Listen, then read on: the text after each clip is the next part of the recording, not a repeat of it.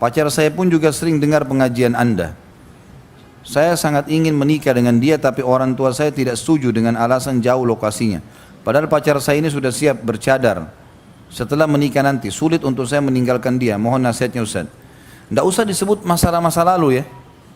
Jadi saya sarankan teman-teman kalau bertanya, saya mau menikah dengan seorang wanita dan saya sudah merasa cocok dengan dia, tetapi orang tua saya belum setuju. Udah selesai.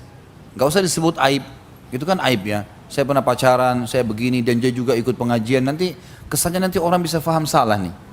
Jadi lebih baik tanya poin yang bisa menutupi aib kita. Karena menutupi aib kita, pelanggaran yang pernah kita lakukan dan aib saudara muslim itu adalah ibadah. Ibadah itu. Kata para ulama kalau ada hadis Nabi SAW yang berbunyi man satara musliman fid dunya satarahullahu yaumal qiyamah. Siapa yang menutupi aib seorang muslim di dunia maka Allah tutup aibnya pada hari kiamat. Itu muslim lain. Bagaimana dengan dirinya sendiri? Pasti lebih besar, gitu kan? Manfaatnya buat dia. Jadi selain kali kalau ada yang bertanya begini teman-teman langsung saja poin. Ini kan sebenarnya poinnya dia tidak bisa melupakan wanita itu dan dia mau menikah dengannya cuma orang tua wanita belum setuju, kan itu. Apa hukumnya? Atau apa yang saya harus lakukan kalau seandainya saya suka dengan seorang wanita, saya seorang laki-laki dan orang tuanya tidak setuju. Itu saja. Jadi saya akan jawab ke situ poinnya ya. Tentu saja yang paling pertama, perbanyak istighfar dulu dari pelanggaran-pelanggaran agama yang lalu. Karena kita sudah tahu teman-teman, pacaran sebelum akad nikah, pacaran haram. Dan semuanya pacaran sebelum nikah tertuju kepada perzinahan. Sama dengan zina. Keluar berdua ke bioskop dingin-dingin, jalan malam-malam berdua gitu kan. Terus kemudian tidak terjadi apa-apa. Gimana caranya? Dengan wanginya, dengan cantiknya, dengan gagahnya. Yang lucu ini orang tuanya. Pamit ya om, ya silahkan. Silahkan apa? Silahkan zinai anak saya. Lah iya. Laki-laki datang terus jemput sama-sama. Pulang jam 12 malam, oh nggak apa-apa. Nggak apa-apa gimana? Nggak boleh, haram. Perbuatan mereka apa? Itu berarti bapak ibu juga tanggung, gitu kan? Nggak boleh sama sekali, haram. Semua tujuannya ke zina. Maka istighfar dulu. Silakan pacaran sampai capek setelah nikah. Sampai capek. Hamil 2 kali 3 kali nggak apa-apa. Punya anak banyak, pahalanya banyak. Hah? Pacaran deh. Mau pegangan, mau ciuman, mau ke hotel, mau safar, fadhal silakan. Akad nikah, lamar baik-baik. Baik, saran saya pertama berbanyak istighfar. Mungkin ada dosa yang menghambat. Yang kedua, istikharah kepada Allah. Karena istikharah ini jalan pintas doa.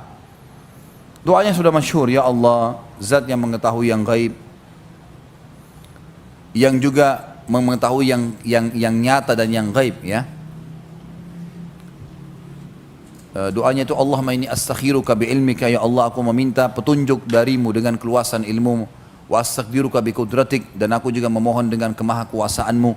Fa innaka taqdir wa la aqdir, sesungguhnya engkau mampu dan aku tidak mampu.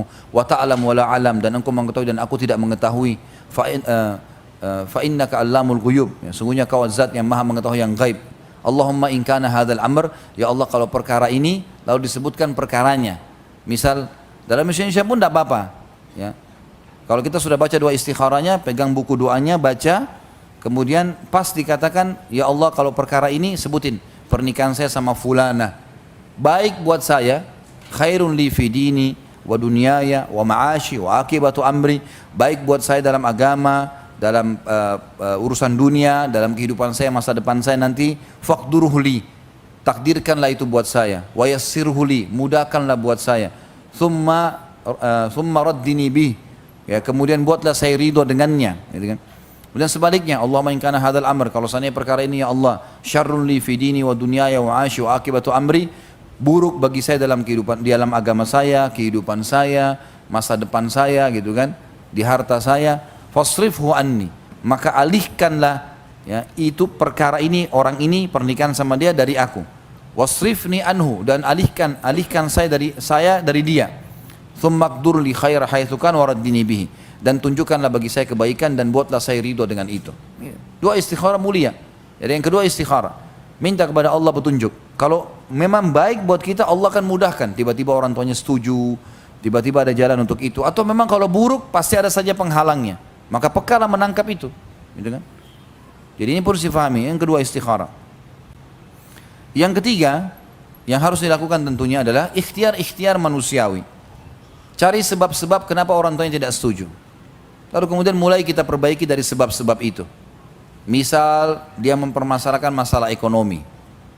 Baik, kita coba pahami seperti apa sih targetnya orang tuanya, ekonomi seperti apa. Mungkin jenis kerjaan, mungkin pendapatan sekian, mungkin. Maka kita coba lakukan itu. Coba berusaha mendapatkan pendapatan itu. Kalau tidak, kita memberikan gambaran kepada ayahnya si wanita, saya akan melakukan apa yang bapak mau misalnya. Kalau pekerjaan punya pendapatan sekian, insya Allah saya akan usahakan. Dan program saya 1, 2, 3, 4, 5 misalnya. Contoh, kalau masalah tidak jelas, karena keluarga misalnya, jelaskan. Keluarga saya tinggal di sini, saya dari sini. Keluarga ini juga baik-baik. Mungkin ada keluarga kita yang bisa kita andalkan, baik, terkenal. Ini keluarga saya juga, dan seterusnya kita bahasakan. Insya Allah kalau dimulai, tapi ingat ya, yang pertama tadi, istighfar dan perbanyak doa, istighfar kepada Allah dari dosa-dosa. Kemudian istikharah artinya berdoa kepada Allah.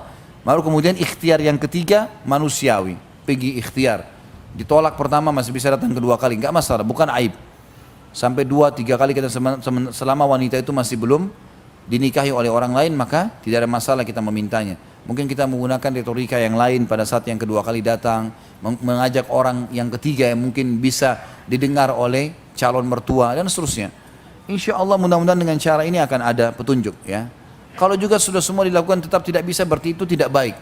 Minta sama Allah ya agar Allah SWT berikan yang terbaik insya Allah.